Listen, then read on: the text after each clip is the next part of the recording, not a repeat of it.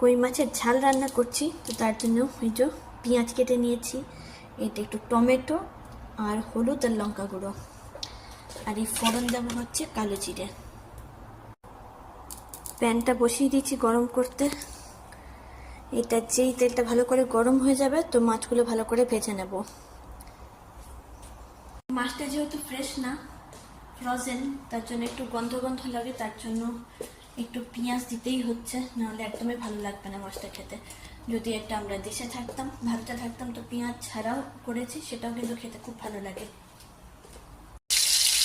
মাছ ভাজা হচ্ছে, মাছটা একটু কড়া করে ভেজে নেবো যাতে গন্ধটা চলে যায়।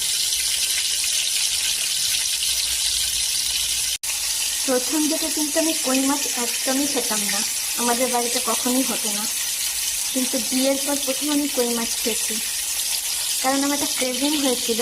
আমি গোপাল ভাঁড় দেখতাম, তো গোপাল ভাঁড়ের মধ্যে গোপাল দাদুর খুব পছন্দ ছিল তেল কই, তো সেটা দেখে আমার কিন্তু খুব ক্রেভিং হয়।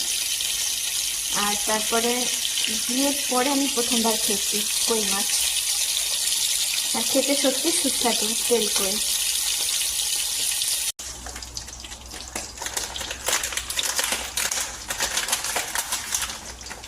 এখন দিচ্ছি কালো জিরে ফোড়ন,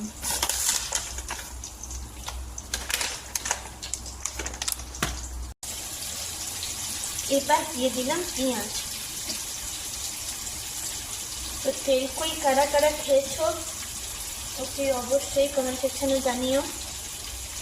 ফ্রোজেন যেহেতু মাছটা, তাই পেঁয়াজটা না দিলে কিন্তু গন্ধ লাগবে, ভালো লাগবে না।